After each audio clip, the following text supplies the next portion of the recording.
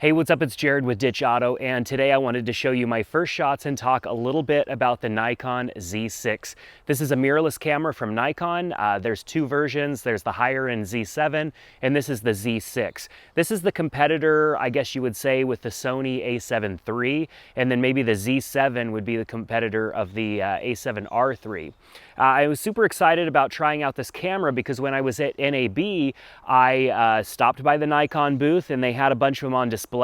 And you know, I've been maybe a little intrigued from the beginning because Nikon just kind of jumped in and started making mirrorless cameras where Canon like kind of dabbled in it a little bit, had some failures, and then kind of got serious about it. And so I was really interested to see the camera. I spent a few minutes with it and was just really impressed with how it was performing with Nikon DSLR style lenses adapted to it. The autofocus was super snappy. You know, that was one of the reasons why when I switched to Sony, I got rid of all my Canon glass, because even with the adapters, it still was just a slow process. I mean, yeah, I was putting Canon glass on a Sony, and this is Nikon, like older Nikon glass on newer Nikon system, so something can be said for that. But nonetheless, it still just, I wasn't expecting it to be that good of a process. So I talked to somebody at the Nikon booth, and they said that they would send me a Z6 to play with. And so I've been spending some time with it. You know, I've been out shooting in just the normal scenarios that I typically would be shooting in. Haven't done anything professional with this camera yet, but I have gone out and shot a lot of different things just going on. So I think maybe the type of person that would buy this camera anyways would be someone who wanted a higher end camera for taking photos of just their everyday life, things that are going on, maybe special events and some sports and stuff like that. And so that's where I spent most of my time with this camera.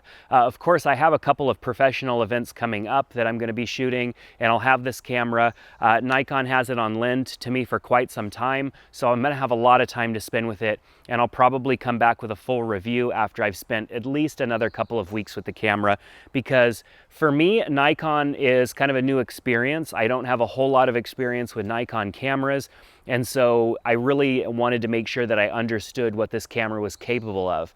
Now, if you've been on this channel for any length of time, you know that one of my most popular videos on the channel is actually a settings video on the D7200. Very popular camera, kind of a entry-level DSLR, but has a lot of good features, and that video did really well on this channel. And so that was my first actual dive into Nikon DSLRs, this being my second, but with the mirrorless system. So I'm going to take some more time before I come back and do a full review. But I wanted to talk about some of the things that are standout features right from the get-go. The first is that the autofocus is super fast. I am very impressed with the autofocus system on this camera. It's very quick, it's pretty accurate. I upgraded the firmware to the eye autofocus, and that does work pretty well. I have seen it kind of be hit or miss at times. I think Sony really does kind of have that lockdown, but the eye autofocus is fantastic on this camera when we compare to the fact that we just didn't have eye autofocus prior. So not too bad. The display on the back of the camera is absolutely fantastic. It's a beautiful display, nice and large, so you can see all the details in your images and zoom in and make sure that you've got focus on your subjects. They sent it to me with the kit. Essentially, it's kind of a kit lens, I guess, the 24-70 f4. I do have the 24-70 f2.8 on the way, and I'm curious to see how it compares to the Sony G Master 24-70, which is what I shoot on quite a bit. It's what's on the camera that I'm looking into right now. So things that I haven't really done much with this camera yet is played with video. Obviously, it's been touted as a fantastic camera for shooting video, especially when paired with like an Atomos Ninja 5. That's something that was heavily shown off at NAB this year, and so I'm excited to play around and do more with that. But what really stood out to me was just how easy this camera is to use. Being that it felt like I was driving on the opposite side of the road for a little while, I got used to it really quickly and found that some of the button layouts absolutely were kind of, I wouldn't say game-changing, but they definitely made my flow of shooting photos a lot easier. For example, the dedicated ISO button here that makes it very easy for you to toggle through your ISO and increase or decrease without having to look at the camera. I've had to remap buttons on my other cameras to make make that easily adjustable, especially on Sony cameras. So I really like that. I love the fact that this camera has the touchscreen on the back. I'm always tapping to focus and moving that around.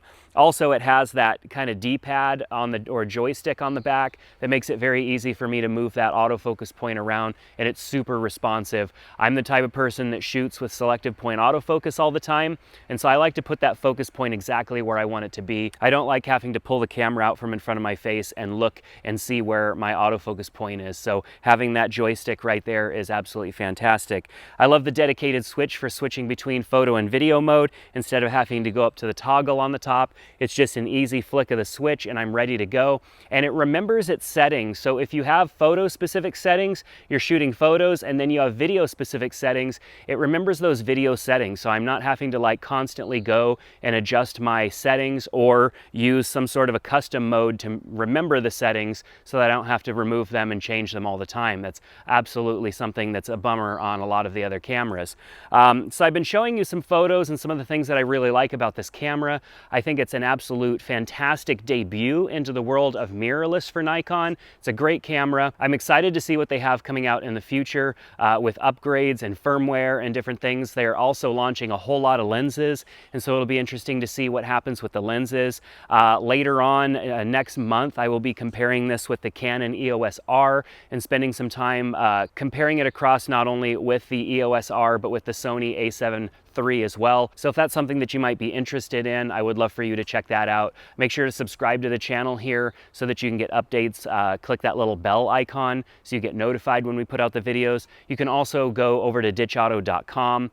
I'm going to be putting out some settings videos also for this camera. I think that even though it is a great camera out of the box, there are a few settings that I still tweaked just to give it that better experience overall. So make sure to check that video out as well. And always, if you want to learn how to use your cameras better, make sure to check out the Ditch Auto course. I'm in the process of revising it right now, but it's a free course you sign up for, and we teach you everything that you need to know about shooting in manual mode, which of course is how you get the best quality photos out of your camera. So make sure to check out the link down in the description below or go over to ditchauto.com. So that's going to do it for the video today. Thanks so much for checking it out, and I hope to see you back in the next one.